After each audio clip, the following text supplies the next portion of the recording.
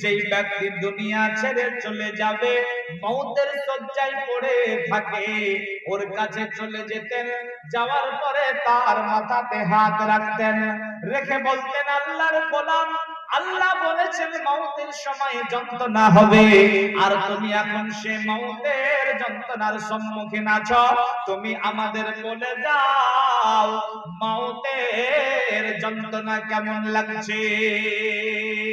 এরে নবীর উম্মতের দল, এইরকম করে আমর ইবনুল আস একাধিক মানুষের কাছে যেতেন, কিন্তু তেনাকে কেউ বলল না মওতের যন্ত্রণা কেমন হতে পারে।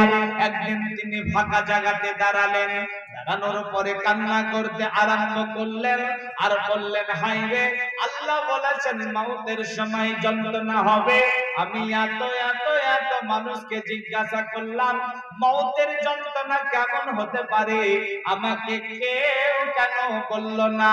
এটা ভেবে তিনি বাচ্চাদের মতো কান্নায় ভেঙে পড়েছেন। দিন যায়, রাত যায়, মাস যায়, বছর যায়, এমনি করতে করতে আমর ইবনুল আসের মওতের সময় চলে এসেছে। আমর ইবনুল আস মওতের শয্যায় পড়ে আছেন। আমর ইবনুল আস যখন মওতের শয্যায় পড়ে আছে, তখন তার ছেলেটা তার মাথার কাছে বসেছে, বসার পরে বলছে, আব্বা জান, এতদিন পর্যন্ত আপনি হাজারো মানুষের কাছে গেছেন মওতের যন্ত্রণা কেমন এটা জানার জন্য, কিন্তু আপনাকে কেউ বলেনি মওতের যন্ত্রণা কেমন। আজকে আপনি নিজেই মওতের যন্ত্রণার সম্মুখীন হয়েছেন, আপনি আমাদের বলে যান মওতের যন্ত্রণা আপনাকে কেমন লাগছে। আমর ইবনুল আসের জবানবান, তিনি কথা বলতে পারছেন না। তার ছেলেটা আবার বলছে, আব্বা জান, আপনি বলে যান মওতের যন্ত্রণা আপনাকে কেমন লাগছে। আমর ইবনুল আস বলছে, বেটা, আজকে বুঝতে পারলাম মওতের যন্ত্রণা মানুষজন আমাকে কেন বলেনি। আমর ইবনুল আস বলছে, বেটা শোনো, মওতের যন্ত্রণা বলা সম্ভব নয়, মওতের যন্ত্রণা বর্ণনা করা সম্ভব নয়, তবে বেটা শোনো, আমি তোমাকে চারটা কথা বলে যাচ্ছি। এই বীরভূমের ভাইরা, মায়েরা, বোনেরা, ভালো করে শ্রবণ করে নেন। আমর ইবনুল আস বলছেন, বেটা রে, আমি তোমাকে চারটা কথা বলে যাচ্ছি, তুমি বুঝে নিও মওতের যন্ত্রণা কেমন। আমর ইবনুল আস বলছে, বেটা রে, মনে হচ্ছে যেন আসমানটা ভেঙে আমার মাথায় পড়েছে। দুই নাম্বার, যেন মনে হচ্ছে মদিনার বড় বড় পাহাড়গুলো আমার উপরে চাপিয়ে দেওয়া হয়েছে। তিন নাম্বার, যেন মনে হচ্ছে আমার পেটে অনবরতে খাজরের কাঁটা হানা হচ্ছে। আর চার নাম্বার, যেন মনে হচ্ছে আমার শ্বাস প্রশ্বাস সুয়ের ছিদ্র দিয়ে বের হচ্ছে। বেটা তুমি বুঝে নাও মওতের যন্ত্রণা কত কঠোর, মওতের যন্ত্রণা কত কষ্টদায়ক। আমার আল্লাহ বলেন, ওয়াজাআত সাকরাতুল মাউত বিল হক, মওতের যন্ত্রণা সত্য। এই মওতের যন্ত্রণার সম্মুখীন একদিন আমাদের হতে হবে, হতেই হবে।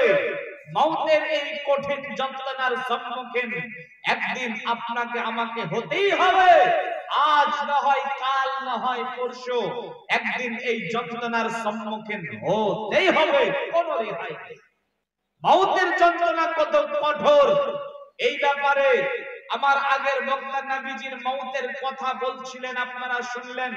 তবে একটা কথা শুনলেন, মওতের যন্ত্রণা কত কঠিন। আমার নবীকে তায়েফের ময়দানে বেদিনেরা মেরেছিল, আমার নবীকে উহুদের ময়দানে, বদরের প্রান্তরে নবীকে কষ্ট দিয়েছিল, আমার নবীকে খন্দকের ময়দানে কষ্ট দিয়েছিল। বেদিনেরা আমার নবীর উপর অনেক অত্যাচার করেছিল। নবীজির দাঁত ভেঙে দিয়েছিল, নবীজিকে অনেক কষ্ট দিয়েছিল, কিন্তু আমার নবী কোনোদিন আল্লাহকে বলেননি যে আল্লাহ আমি এই ব্যথা সহ্য করতে পারছি না। এইরকম করে তিনি কোনোদিন আল্লাহর কাছে আরাজ করেননি। তবে যখন তিনি মৃত্যুবরণ করবেন, মওতের শয্যায় পড়ে আছেন, তখন আল্লাহর নবী বলছেন আল্লাহুম্মা হাউবিন আলা মুহাম্মাদিন সাকারাল মাউত। আল্লাহ আমি মওতের যন্ত্রণা সহ্য করতে পারছি না, মওতের যন্ত্রণা সহ্য করতে পারছি না, মওতের যন্ত্রণা আমার সহ্যতে কোলাচ্ছে না। আল্লাহুম্মা হাউবিন আলা মুহাম্মাদিন সাকারাল মাউত। আল্লাহ তুমি মুহাম্মদের মওতের যন্ত্রণা কমিয়ে দাও, যেই নবীর কোনো গুনাহ ছিল না, যার সম্বন্ধে বলা হয়েছে মা তাকাদ্দামাত মিন জামবিহি ওয়া মা তাআখার, যেই নবীর আগের পরের কোনো গুনাহ ছিল না, এই নবী নিষ্পাপ হওয়ার পর যদি মওতের যন্ত্রণা এত কঠোর হয়, চিন্তা করুন নবী উম্মত আমাদের মওতের যন্ত্রণা কত কঠোর, কত কষ্টদায়ক হতে পারে। যৌনক বিদ্যান বলছেন তরবারি দিয়ে মানুষকে হত্যা করলে যত যন্ত্রণা হয়, তরবারি দিয়ে হত্যা করলে যত কষ্ট হয়, তার চাইতে মওতের যন্ত্রণা বেশি কষ্ট। আল্লাহ বলেন ওয়াজাআত সাকরাতুল মাউত বিল হক, এই মওতের যন্ত্রণা সত্য, একদিন না একদিন আপনাকে আমাকে এর সম্মুখীন হতেই হবে। নবীর উম্মত গভীর মনোযোগ দিয়ে শ্রবণ করতে হবে। মানুষের মওত এবং তার আত্মার সঙ্গে কি আচরণ করা হয়, মানুষের মওত এবং তার আত্মার সঙ্গে দুই রকম ব্যবহার করা হয়। খুব ভালো করে শ্রবণ করতে হবে। যারা আল্লাহওয়ালা, যারা পরহেজগার, যারা দিনদার, যারা ঈমানদার, যারা আল্লাহকে সাজদা করে, রুকু করে, হারাম খায় না, সুদ খায় না, ঘুষ খায় না, জুয়া কাটে না, লটারি কাটে না, এই বদমাশ বদগার যারা আছে, তাদের আত্মা এক রকমের কবুজ করা হয়, তাদের আত্মার সঙ্গে এক রকমের ব্যবহার করা হয়। আর যারা ভালো, যারা পরহেজগার, যারা দিনদার, যারা মুমিন, যারা রুকু করে, সাজদা করে, পৃথিবীতে কোনো হারাম কাজ করে না, এদের আত্মা একরকম ভাবে কবুজ করা হয় এবং তাদের আত্মার সঙ্গে একরকম আচরণ করা হয়। ভালোদের সঙ্গে ভালো আচরণ করা হয় আর বদগারদের সঙ্গে বদ আচরণ করা হয়। চলেন নবীর হাদিস আপনাকে শোনাই। ভালো যারা ভালো, তাদের আত্মা কেমন করে কবুজ করা হয় এবং তার আত্মার সঙ্গে কি আচরণ করা হয়, খুব ভালো করে হাদিস শ্রবণ করেন। বারা ইবনে আযিবিন রাদিয়াল্লাহু তাআলা আনহু قال قال রাসূলুল্লাহ সাল্লাল্লাহু আলাইহি ওয়াসাল্লাম ইন্নাল আবদাল মুমিন ইযা কানা ফিন কিতাইম মিনাদ দুনিয়া ওয়া ইকবালিন মিনাল আখিরাহ নাযালা ইলাইহি মালাইকাতু মিনাস সামাই বিজুল উজুহি কাআন্না উজুহুমুশ শামসু মাআহুম কাফানুম মিন আকফানিল জান্নাহ ওয়া হানাতুম মিন হানুতিল জান্নাহ ইলাল আখিরিল হাদিস। বন্ধুরি আমার, বারা ইবনে আযিব রাদিয়াল্লাহু তাআলা আনহু বলেন, যখন কোন আল্লাহওয়ালা, পরহেজগার, রুকু করনেওয়ালা, সাজদা করনেওয়ালা ভালো মানুষের আত্মা দুনিয়া থেকে বিদায় নেয়, যখন দুনিয়ার মাটি থেকে বিদায় নিয়ে পরকালে যায়, তো এই ব্যক্তি তার আত্মাটাকে কবুজ করার জন্য নাযালা ইলাইহি মালাইকাতু মিনাস সামাই, আসমানের উপর থেকে এক দল ফেরেশতা দুনিয়ার মাটিতে চলে আসে। বিজুল উজুহি, যাদের চেহারা হয় সুন্দর, সূর্যের মতো চকচকে, কান্না উজুহুমুশ শামসু, সূর্যের মতো চকচকে চকচকে চেহারা বিশিষ্ট এক দল ফেরেশতা দুনিয়ার মাটিতে চলে আসে। মাআহুম কাফানুম মিন আকফানিল জান্নাহ, জান্নাত থেকে কাফন সঙ্গে করে নিয়ে আসে। ওয়া হানাতুম মিন হানুতিল জান্নাহ, জান্নাতের সুগন্ধ সঙ্গে করে নিয়ে আসে। এর নবীর উম্মতের দল, এরপরে ওই ফেরেশতার দলটা পৃথিবীতে আসার পরে মাদ্দাল বাসারি, ওর চোখের আড়ালে দূরে একটা জায়গাতে বসে যায়। সুম্মা ইউজাউ মালাকুল মাউত, এরপরে শুধুমাত্র মালাকুল মাউত ওই ভালো মানুষটার কাছে যায়।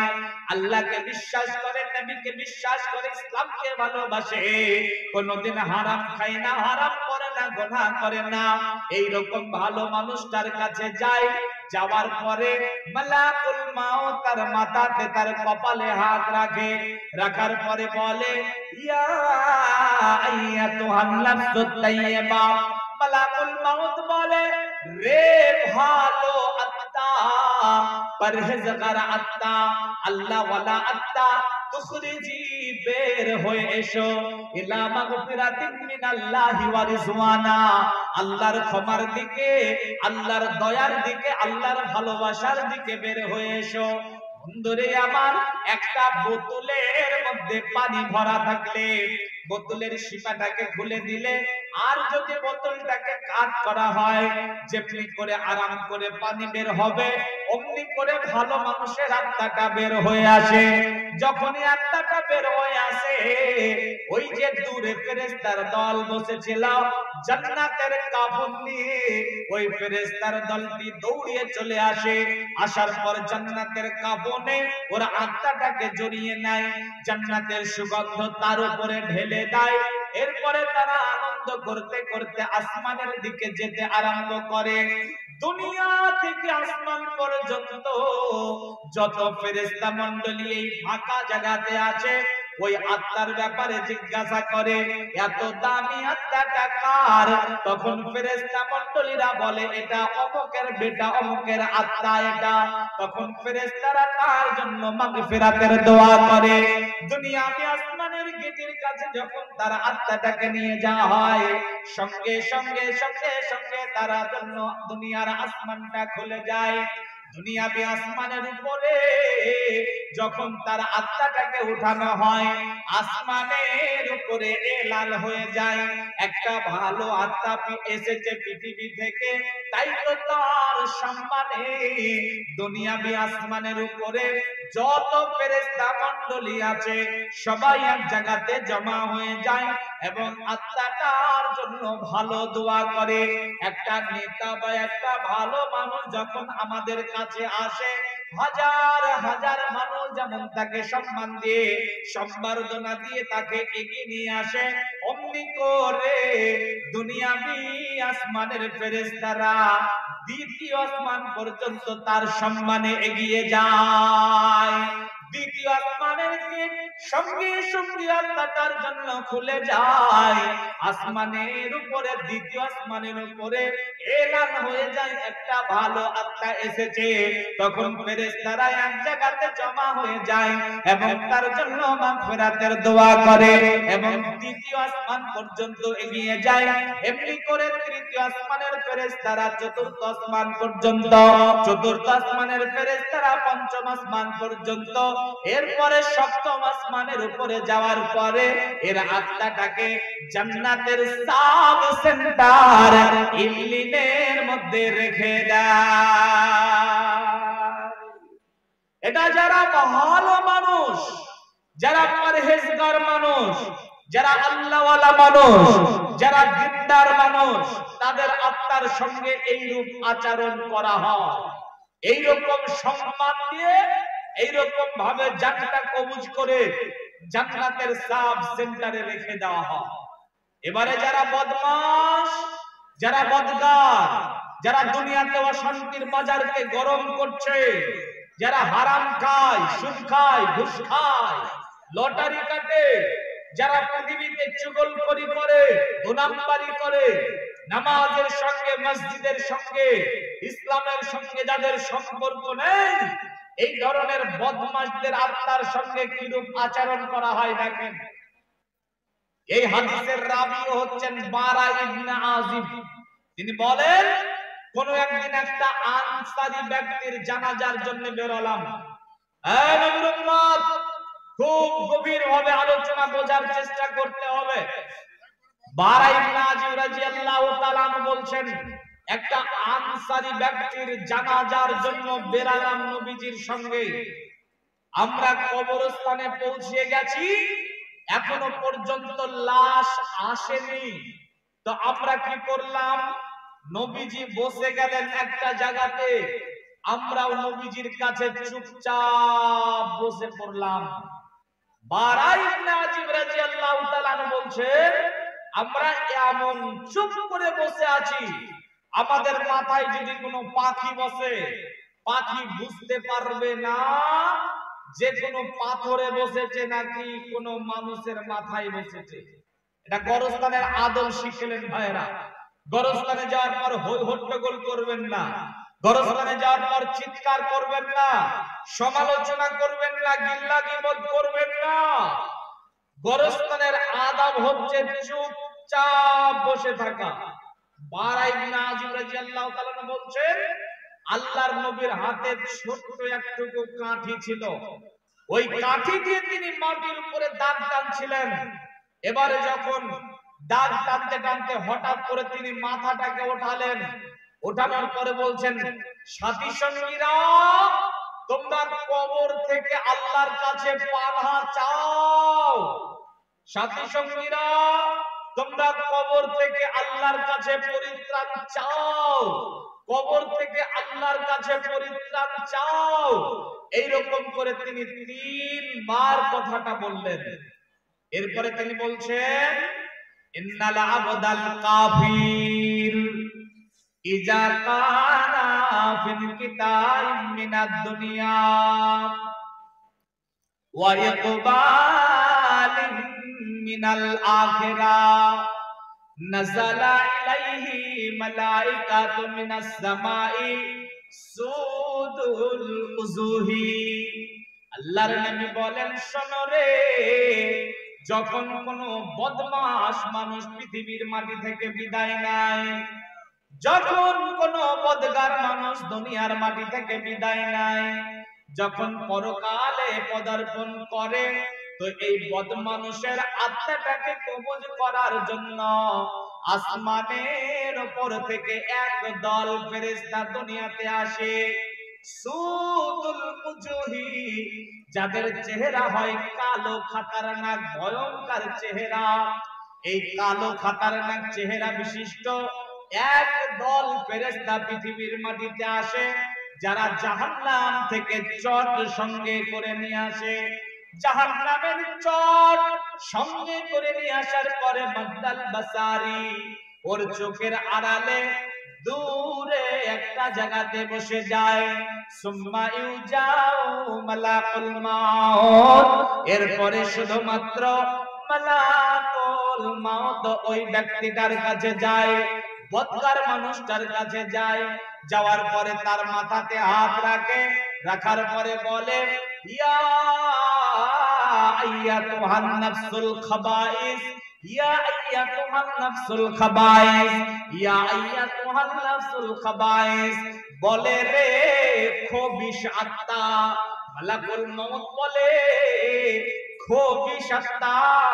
আপনি বলবেন এইরকম করে খবিশ বলে, যে হাদিসের কিতাবে এইরকম ভাবেই লেখা আছে। মালাকুল মউত বলে, ইয়া আইয়াতুহান নাফসুল খাবাইস, ওরে খবিশ আত্মা, তুখরিজি বেরিয়ে আয় ইলা সাখাতিন মিনাল্লাহি ওয়া গাযাবি, আল্লাহর রাগের দিকে বের হয়ে আয়, আল্লাহর গজবের দিকে বের হয়ে আয়। যখন মালাকুল মউত এমনি করে বলে, তখন আত্মাটা বেরোতে চায় না। বন্ধুরে আমার, একটা কাঠের মধ্যে একটা লোহার পেরেক থাকলে যখন বেরিয়ে বেরিয়ে বেরিয়ে বেরিয়ে বের করে, অমনি করে তার আত্মাটাকে খিচে খিচে খিচে খিচে বের করে। যখনই আত্মাটা বের হয়ে যায়, আত্মা থেকে দুর্গন্ধ ছড়াতে থাকে। দূরে যে ফেরেশতা মণ্ডলী বসেছিল, জাহান্নামের চট সঙ্গে করে নিয়ে ওই জাহান্নামের চটটাতে আনার পরে ওই আত্মাটাকে জড়িয়ে নেয়। জাহান্নামের চটে জড়িয়ে নিয়ে দুনিয়া থেকে আসমানের দিকে যেতে আরম্ভ করে। এই দুনিয়া থেকে আসমান পর্যন্ত যত ফেরেশতার সঙ্গে দেখা হয়, ফেরেশতারা তার জন্য লানাতের দোয়া করে এবং বলে এই পচা আত্মাটা কার? তখন বলে অমুকের বেটা অমুকের আত্মা এটা, অমুকের বেটি অমুকের আত্মা এটা। এমনি করে ফেরেশতা মণ্ডলীরা বলে দেয়, বন্ধুরি আমার, দুনিয়াবি আসমানের কাছে যখন নিয়ে যাওয়া হয়, আসমানের গেট খুলতে বলা হয়, আল্লাহর তরফ থেকে বলে দেওয়া হয় এই পথকারের জন্য আসমানের দরজা খোলা হবে না, একে আসমানের উপরে ওঠানো হবে না, এর জন্য আসমানের দরজা খোলা হবে না, ওকে এখান থেকে ছুঁড়ে মেরে দাও আর দুনিয়ার সর্বনিম্ন স্থানে জাহান্নামের সাব সেন্টার সিজ্জিনে তাকে রেখে দাও। এটা বদ মানুষের আত্মার সঙ্গে এইরূপ আচরণ করা হয়।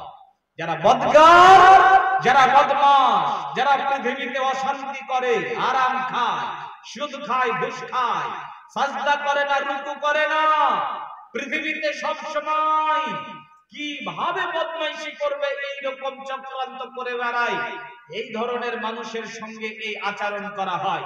প্রিয় ভাইরা আমার, এবার আপনাদের সাথে আমার কথা, আজকের ডেটে এই সময়তে যদি আপনার কাছে মালাকুল মাউত চলে আসে, এখানে অনেক যুবক বসে আছেন, যুবক তোমাকে বলছি, এই সময় যদি মালাকুল মাউত তোমার কাছে চলে আসে, বলো তো যুবক, বলেন তো ভাইরা, বলেন তো মায়েরা, আপনার পাপের খবর পৃথিবীর মানুষ না জানলে আপনি জানেন ঠিকই। আপনার গুনাহের খবর যদি আপনার বেটা জানতো, বাপ বলতো না। আপনার গুনাহের খবর যদি আপনার বাপ জানতো, বেটা বলতো না। আপনার গুনাহের খবর স্ত্রী জানলে সংসার করতো না, ঘৃণা বোধ করতো। আপনার গুনাহের কোনো গন্ধ থাকলে পৃথিবী ভরে যেত, গুনাহের কোনো গন্ধ থাকলে পৃথিবী ভরে যেত গন্ধে। আপনার গুনাহের কোনো আওয়াজ থাকলে সব সময় ঢং ঢং টং টং বাজতো। গুনাহের খবর আপনি জানেন, পৃথিবী না জানুক। বলেন তো ভাই, এখন যদি মালাকুল মাউত চলে আসে আপনার কাছে, আপনাকে কি ইয়া আইয়াতুহান নাফসুত তাইয়্যিবা বলবে নাকি ইয়া আইয়াতুহান নাফসুল খাবাইস বলবে? কোনটা কোনটা বলবে? নিজেরটাকে নিয়ে একটু ভাবুন। আপনি বিড়ি খেয়ে, সিগারেট খেয়ে, তামাক খেয়ে, জর্দা খেয়ে, গুল খেয়ে, গুটখা খেয়ে নিজের মুখটাকে পচিয়ে রেখেছেন, দুর্গন্ধ বের হয়, আপনার দাঁতগুলা তরমুজের বিচির মতো হয়ে গেছে। আপনি হারাম খেয়ে খেয়ে খেয়ে হারামে ভরপুর হয়ে গেছেন। আপনার পোশাক হারাম, আপনার খাদ্য হারাম, আপনার চলা হারাম, আপনার বাড়ি হারামের টাকায়, আপনার গাড়ি হারামের টাকায়, আপনি মানুষের সঙ্গে কথা বলেন, মিথ্যা চুগলখড়ি করেন। আপনার কাছে মালাকুল মাউত ইয়া আইয়াতুহান নাফসুত তাইয়্যিবা বলবে না, কোশ্চেন কারণ আপনাকে বলবে ইয়া আইয়াতুহান নাফসুল খাবাইস। এই যুবক, রাসূলের আদর্শকে কুরবানি করেছো, জোহর নাই, আসর নাই, মাগরিব নাই, এশা নাই, ফজর নাই, কিচ্ছু নাই। তুমি এইরকম করে একজন গের মুসলমানের মতো জিন্দেগি যাপন করছো। তোমার কাছে এসে কখনো মালাকুল মাউত ইয়া আইয়াতুহান নাফসুত তাইয়্যিবা বলবে না, কোশ্চেন কারও বলতে পারে না। যার জন্য পরিবর্তন হতে হবে। মৌতের গ্যারান্টি নেই, মৌত কখন হবে গ্যারান্টি নেই, অতএব পরিবর্তন হতে হবে। হে আমার মায়েরা, হে আমার বোনেরা, বেপরদায় রাস্তায় ঘোরাঘুরি করেন, পর্দার নামে বেপরদার পোশাক পরিধান করেন, মা আমার, বোন আমার, বেপরদায় রাস্তায় ঘুরেছেন, সারা জাতি আপনাকে বেপরদায় দেখেছে, আপনার অর্ধ অলঙ্গ পোশাক দেখেছে, পেট দেখেছে, আপনি জাতিকে গুনাহের সাগরে ডুবিয়ে রেখেছেন। আপনার কাছে কোশ্চেন কালো মালাকুল মাউত এসে বলবে না ইয়া আইয়াতুহান নাফসুত তাইয়্যিবা, বরং বলবে ইয়া আইয়াতুহান নাফসুল খাবাইস, বেরিয়ে আই খবিসাত্তা। যার জন্য হে আমার মায়েরা, একটু পরিবর্তন হয়ে যান, নিজেকে পর্দার মধ্যে রাখুন, নিজেকে ইসলামের বিধিবিধানের মধ্যে রাখুন, গুনাহ থেকে নিজেকে বাঁচান, পরকালটাকে নিয়ে একটু ভাবুন। ভাইজান, আজকে এত ওয়াজ নসিহত হচ্ছে, এত জলসা জুলুস হচ্ছে, তারপর আমরা পরিবর্তন হতে পারি না। এই একটা কারণে, শুধু মৌতের চিন্তা আমাদের হৃদয়ে নেই। আমার নবী তিনি সব সময় মওতের চিন্তা করতেন। আর 10টা মিনিট সময় আমার হাতে, 9টা মিনিট ইনশাআল্লাহ 12টায় শেষ করে দেব, কারণ অনেকের ধৈর্যের বাঁধ ভেঙে আপনারা বাড়ি চলে গেছেন। আর আমার কিছু ভাই আমার সামনে আছেন, এই প্রায় জালসাতে একই হালাত। কিছু মানুষ অল্প সময়ের জন্য আসে আর আমাদের মতো হতভাগাদেরকে করে প্রধান বক্তা, যার ফলে আমরা কিছু শ্রোতা সামনে পাই। আর যেইগুলা পাই সেইগুলো আমি মনে করি যে না, লিছাটকা শ্রোতা। আমার মা বোনেরা যখন ধান ঝাড়ে, দেখেছেন ধান ঝাড়া দেখেছেন, ধান যখন ঝাড়ে তখন বেরিয়ে যায় না, বেরিয়ে যায় কি যায় না? কিন্তু টেকে কোনগুলো টেকে গো? যেগুলো অরিজিনাল ধান সেগুলো টিকে যায়, আর যেগুলো পাতাম সেগুলো বেরিয়ে যায়। জালসার শ্রোতাদের ঠিকই একই অবস্থা। লাস্টের বেলায় যে সমস্ত শ্রোতাগুলা থাকে এরাই হচ্ছে অরিজিনাল শ্রোতা, আর পাতানগুলো বেরিয়ে যায়। ভাইরা আমার, বিশ্বনবী মওতের কত চিন্তা করতেন দেখেন। বিশ্বনবী বলছেন, আয়েশা দেখো, দেখো আয়েশা, অল্প বয়সে আমার দাড়ি পেকে গেল। আয়েশা দেখো, আমার চেহারায় বার্ধক্যের ছাপ দেখা যাচ্ছে। আয়েশা দেখো, আমাকে কে বার্ধক্য করলো জানো? আমাকে বার্ধক্য করেছে মওতের চিন্তা। মওতের চিন্তা আমার নবীর কত ছিল। তিনি প্রত্যেকদিন রাতের বেলায় চলে যেতেন কবরস্থানে, বাকিউল গারকাদে চলে যেতেন। আম্মা জান আয়েশা রাদিয়াল্লাহু তাআলা আনহা তিনি বুঝতে পারলেন যে নবীজি যখন তিনি ঘুমান, নবীজি তখন চলে যান। আম্মা জান আয়েশা যখন ঘুমান হালকা করে, তখন তিনি উঠে চলে যান। এটা তিনি একদিন টের পেলেন। তাই তো তিনি ভাবলেন যে বিশ্বনবী হয়তো আমার হক এটা হয়তো তিনি নাহাক করছেন, তিনি হয়তো অন্য বিবির কাছে যান, যার জন্য তিনি একদিন ভান করে ঘুমাইলেন। যখন তিনি একটু ঘুমের ভান বুঝতে পেরেছেন আমার নবী, তখন তিনি আস্তে করে বেরিয়ে গেলেন। আম্মা জান আয়েশাও তিনার পিছনে পিছনে গেলেন, দেখি নবীজি আজ কোথায় যায়। তা আম্মা জান আয়েশা যাচ্ছেন পিছনে, আল্লাহর নবী সামনে চলে গেলেন। কোথাও যাননি, তিনি গেলেন সোজা বাকিউল গারকাদে, কবরস্থানে যেখানে সাহাবাদের কবর আছে। যাওয়ার পরে বলছেন, ইয়া আহলাদ দিয়ারে মিনাল মুমিনিনা ওয়াল মুসলিমিন ওয়া ইন্না ইনশাআল্লাহু বিকুম লালাহিকুন আসআলুল্লাহ লানা ওয়া লাকুমুল আফিয়া। আল্লাহর নবী কবরস্থানে গিয়ে এই রকম করে দোয়া করতে লাগলেন। আল্লাহর নবীকে যখন আম্মা জান আয়েশা আর কোথাও নাই কবরস্থানে দেখতে পেলেন, তখন তিনি একটু জোরে জোরে হেঁটে নিজের বিছানাতে এসে শুয়ে পড়লেন। আল্লাহর নবী তার পিছনে পিছনে শুয়ে পড়লেন। আল্লাহর নবী বুঝতে পারলেন একটা জোরে যারা দৌড়ায় বা হাঁটে ওদের শ্বাস প্রশ্বাসে বোঝা যায়। আম্মা জান আয়েশার অবস্থা বুঝতে পেরে আল্লাহর নবী বলছেন, আয়েশা ভাবিও না, ভাবিও না, আমি তোমার হক নষ্ট করি। আয়েশা রে, কবরের চিন্তাতে আমি বিছানায় শুয়ে থাকতে পারি না, মওতের চিন্তায় আমি বিছানায় থাকতে পারি না, তাই তো আমি রোজ যাই বাকিউল গারকাদে। যেই নবীর গোনা ছিল না, যেই নবী ছিলেন মাসুম, তিনি কত কবরের চিন্তা করতেন, তিনি কত মওতের চিন্তা করতেন।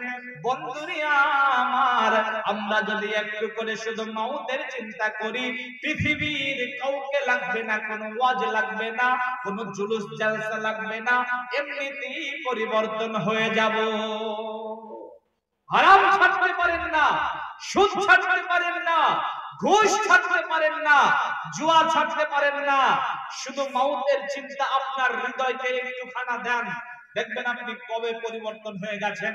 মওতের চিন্তায় পৃথিবীতে হাজারো মানুষ পরিবর্তন হয়। বাস্তব উদাহরণ অনেক আছে, অনেক লম্বা আলোচনা প্রয়োজন, কিন্তু আপনাদের এই বাদ ভাঙ্গা অবস্থাতে বলা সম্ভব না। বেরাদারানিল্লাহ, আর 5টা মিনিট আমার হাতে সময়। এই সময়ের মধ্যে আপনার সঙ্গে আমি একটা ওয়াদা করতে চাচ্ছি, আপনাদের ওয়াদা নিতে চাচ্ছি। আপনারা যেই কজন শ্রোতা বসে আছেন আলহামদুলিল্লাহ, অনেকে বসে আছেন, তবে আজকের পর থেকে একটা কাজ নিয়মিত আপনাকে করতে বলবো, করবেন ইনশাআল্লাহ? করবেন তো ইনশাআল্লাহ? যারা যারা আছেন ওয়াদা করলেন, কি করবেন? আপনি প্রত্যেক দিন রাতের বেলায় যখন ঘুমোতে যাবেন, কি করতে যাবেন? ঘুমোতে যাবেন, বালিশের পরে যখন মাথাটা রেখেছেন, তখন মাত্র 2 মিনিট, মাত্র 2 মিনিট দুনিয়ার কথা ভুলে যান। দুনিয়ায় কত সম্পদের মালিক আপনি, আপনার ব্যবসা বাণিজ্য, আপনার ছেলে মেয়ে, আপনার সব কিছুকে ভুলে 2টা মিনিট শুধু নিজেকে ওই মরার পরে খাটিলাতে যে মাইয়াতটা থাকে, নিজেকে খাটিলাতে শোয়ান।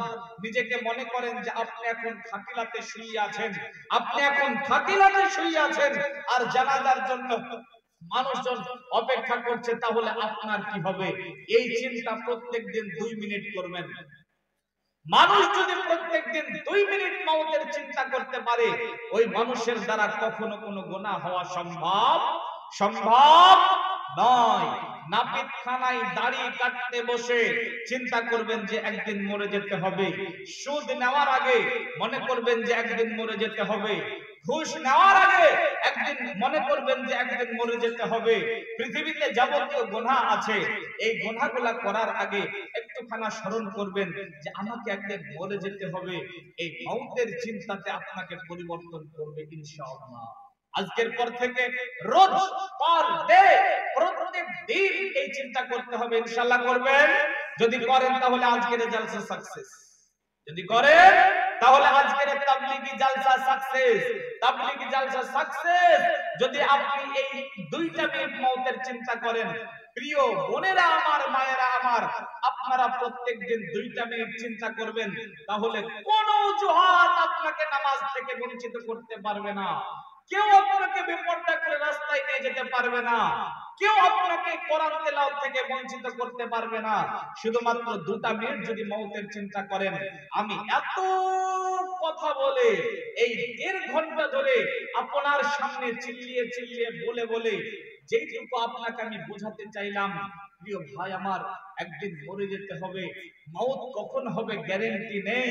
মওতের জন্য আমাদের সব সময় প্রস্তুত থাকতে হবে। থাকবো ইনশাআল্লাহ? ইনশাআল্লাহ।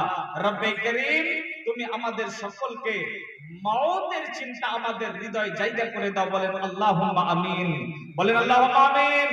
রব্বে করিম তুমি আমাদের সকলকে মওতের সময় শাহাদা বাক্য পাঠ করার তৌফিক দান করো। আল্লাহুম্মা আমিন। মওতের চিন্তা যেমন করে তুমি সাহাবাদেরকে দিয়েছিলে, যার জন্য তারা পরিবর্তন হয়েছিল। আশ্চর্য, রাসূলের সাহাবারা জাহালিয়াতের জামানার মানুষ, তারা ছিল কুখ্যাত, তারা ছিল কুখ্যাত। রাসূলকে হত্যা করতে যাচ্ছেন ওমর রাদিয়াল্লাহু তাআলা আনহু। এদের ব্যাপারে আল্লাহ বলছেন রাদিয়াল্লাহু আনহুম ওয়া রাদু আনহু, আমি আল্লাহ তাদের উপর রাজি হয়ে গেছি, তারা আমার উপর রাজি হয়ে গেছে। সুবহানাল্লাহ। এত কুখ্যাত কুখ্যাত ব্যক্তিরা পরিবর্তন হয়েছিলেন এই মওতের চিন্তায়। হুযাইল ইবনে ইয়াজের মতো ব্যক্তি পরিবর্তন হয়েছিলেন মওতের চিন্তায়। ওমর রাদিয়াল্লাহু তাআলা আনহুকে পাগল করে দিয়েছিল মওতের চিন্তা। আপনি যদি মওতের চিন্তা একটু রাখেন, আপনি পরিবর্তন হবেন। আল্লাহ তুমি তোমার বান্দাদের হৃদয়ে মওতের চিন্তা, মওতের ভাবনা, মওতকে নিয়ে চিন্তা ভাবনা করার তৌফিক দান করো। বলেন আল্লাহুম্মা আমিন। আমার মায়েদেরকে মওতের চিন্তা করার তৌফিক এনায়েত করো। আল্লাহুম্মা আমিন। রব্বুল আলামিন আলোচনা যা করলাম আমাকে সহ জাতির সকলকে বোঝার তৌফিক এনায়েত করো। আল্লাহুম্মা আমিন।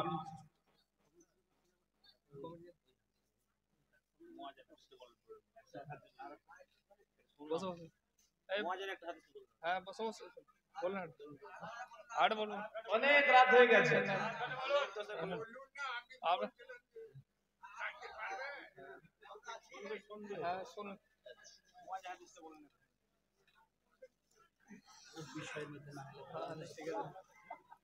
তো যাই হোক ভাইজান, আপনারা যারা চলে যাচ্ছেন, আমার ভাইদের আবদার যার কিছুখানি বলতে হবে, তো অনেক চলে গেছেন। তো যখন শ্রোতা সামনে থেকে চলে যায় তখন মনটা ভেঙে যায়, আর বলতে ইচ্ছা করে না। কিন্তু আপনাদের এলাকার শ্রোতারা এমন, আমি তো জানি না, এর আগে কয়েকবার এসেছি, এত রাত ভোরে হয়তো আলোচনা হয়নি, যার জন্য হয়তো ছিল, কিন্তু শুরুর দিকে অনেকটা লং আলোচনা শুনে পরে হয়তো চলে গেছে। ভাইয়া একটা ঘটনা বলি, এই ঘটনাতে ইনশাআল্লাহ শেষ করে দেব। একটু বসে, একটু আপনারা বসে। ঘটনাটা মুআজ বিন জাবাল রাদিয়াল্লাহু তাআলা আনহু। মুআজ বিন জাবাল রাদিয়াল্লাহু তাআলা আনহুকে আল্লাহর নবী কি উপদেশ দিচ্ছেন দেখুন। মুআজ বিন জাবাল রাদিয়াল্লাহু তাআলা আনহু তিনি হলেন রাসূলের একজন কাছের জগদে জিগার, যাকে বলা হয় লাগদে ফিকার একজন সাহাবা। এবং পৃথিবীর মাটিতে যত আলেম, যত মুহাদ্দিস, যত মুহাক্কিক আছেন বর্তমানে, বিশ্ববিখ্যাত আলেম, মুহাদ্দিস, মুহাক্কিক যারা ছিলেন, ইমাম ইবনে তাইমিয়া, ইমাম বুখারী, নাসিরউদ্দিন আলবানী, ইমাম আবু হানিফা, ইমাম মালিক, ইমাম শাফি, যত ইমামগণ ছিলেন, আগামীতে যত আসবেন, পৃথিবীর মাঝে যত যত আলেম, উলামা, মুহাদ্দিস, মুহাক্কিক ছিলেন, হাসরের ময়দানে মুআজ বিন জাবাল হবেন সবার সরদার। কত বড় একজন আলেম, চিন্তা করতে পেরেছেন? মুআজ বিন জাবাল থাকবেন হাসরের ময়দানে আলেম, মুহাদ্দিস, মুহাক্কিক ইমামদের সামনে, আর ইমামরা, মুহাদ্দিস, মুহাক্কিকরা থাকবেন মুআজ বিন জাবালের পিছনে। মুআজ বিন জাবাল একজন মুকাররির, তিনি ভালো আলোচনা করতে পারতেন, তিনার আলোচনায় মানুষের হৃদয় জায়গা করে নিত। আল্লাহর নবী এক সময় মুআজ বিন জাবালকে বললেন, মুআজ, ইয়ামান দেশ যেতে হবে, সেখানে দ্বীনের দাওয়াত দিতে হবে। তো মুআজ বিন জাবাল রাদিয়াল্লাহু তাআলা আনহু তিনি কি করলেন? তিনার বাড়ি চলে গেলেন। মুআজ বিন জাবাল রাদিয়াল্লাহু তাআলা আনহু তিনি বলেন, আল্লাহর নবী বলেছেন মুআজ রে, ইয়ামানে যেতে হবে, তাই তো আমি আমার বাড়ি গেলাম, সওয়ারি নিলাম, সওয়ারির উপরে চড়ে বসলাম, এক পা এক পা এক পা করে ইয়ামানের উদ্দেশ্যে রওনা হয়ে গেলাম। আমি যখন আল্লাহর নবীর বাড়ির সামনে পৌঁছালাম, আল্লাহর নবী তিনার ঘর থেকে বের হয়ে এলেন। আল্লাহর নবী তিনার ঘর থেকে বের হয়ে এসে মুআজ বিন জাবাল রাদিয়াল্লাহু তাআলা আনহু বলেন, আমি সওয়ারির উপরে চড়ে আছি, এক পা এক পা এক পা এক পা করে যাচ্ছি, আর আল্লাহর নবী আমার সঙ্গে এক পা এক পা এক পা এক পা করে যাচ্ছেন। আল্লাহর নবী আমাকে অনেক অনেক অনেক অনেকগুলো উপদেশ দিলেন, আমার সঙ্গে অনেকটা পথ গেলেন। এরপরে যখন তিনি আর আমার সঙ্গে যাবেন না, আমাকে বিদায় দিচ্ছেন, তখন আল্লাহর নবী বলছেন, মুআজ রে, তুমি ইয়ামানে যাচ্ছ যাও, কিন্তু মুআজ শোনো, যখন তুমি সেখান থেকে ফিরে আসবে, মনে হয় তোমার সঙ্গে আমার আর দেখা হবে না। মুআজ শোনো, তুমি আমার কবরের পাশ দিয়ে আর আমার মসজিদের পাশ দিয়ে মদিনাতে আসবে। যখন আল্লাহর নবী এমনি করে বলেছেন, তখন মুআজ বিন জাবাল বাচ্চা ছেলের মতো কান্নায় ভেঙে পড়েছেন। আল্লাহর নবী যখন বলেছেন আর দেখা হবে না, তখন তিনি বাচ্চা ছেলের মতো কান্নায় ভেঙে পড়েছেন। একবার নবীজির দিকে দেখেন, আর একবার মদিনার দিকে দেখেন, আর মনে মনে ভাবেন, হাই রে, নবী সারা মদিনা কেমন লাগবে, নবীজির কবরের পাশ দিয়ে আসতে কেমন লাগবে। আর তিনি বাচ্চা ছেলের মতো কান্নায় ভেঙে পড়েছেন। আল্লাহর নবী তখন বলেন, মুআজ, কাঁদিও না, কাঁদিও না, কাঁদিও না। মুআজ শোনো, যতদিন তুমি পৃথিবীতে বাঁচবে, আল্লাহকে ভয় করবে, তাকওয়াশীল অবলম্বন করবে, হৃদয়ে রবের তাকওয়া রাখবে। যদি হৃদয়ে রবের তাকওয়া রেখে তুমি দুনিয়া থেকে যেতে পারো রে মুআজ, তাহলে তুমি আর আমি একই সঙ্গে আল্লাহর জান্নাতে থাকবো। ভাইরা, মওত তো আমাদের হবে, আপনাকে বললাম, তবে যতদিন পৃথিবীতে আছেন মওতের চিন্তা রাখেন এবং নিজের হৃদয়ে তাকওয়ার জায়গা করে দেন। আল্লাহ ভীতি অর্জন করুন, পরহেজগারিতা অবলম্বন করুন। যদি পরহেজগার হতে পারেন মওতের চিন্তা রেখে, তাহলে মওতের পর টেনশন নেই, নবীজির সঙ্গে জান্নাতে থাকতে পারবেন। বলেন সুবহানাল্লাহ। একদিন হবে গো মরণ, তোমরা রেখো গো স্মরণ, তোমরা রেখো গো স্মরণ, একদিন হবে যে মরণ, তোমরা রেখো গো স্মরণ, একদিন হবে যে মরণ।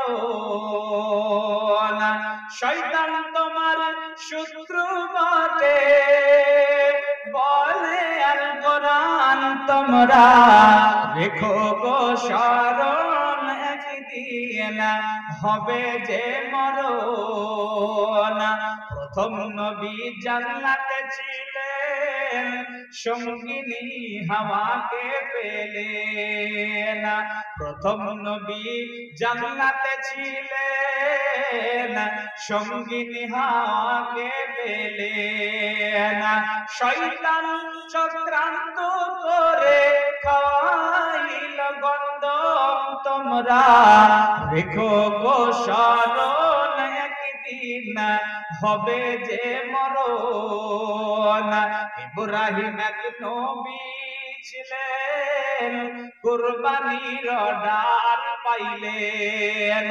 ইব্রাহিম এক নবী ছিলেন, কুরবানির ডাল পাইলেন। আরাফাতে যাবার পথে ধোঁকা দেয় শয়তান তোমরা রেখো গো স্মরণ, একদিন হবে যে মরণ। তোমরা রেখো গো স্মরণ, একদিন হবে যে মরণ। সবাই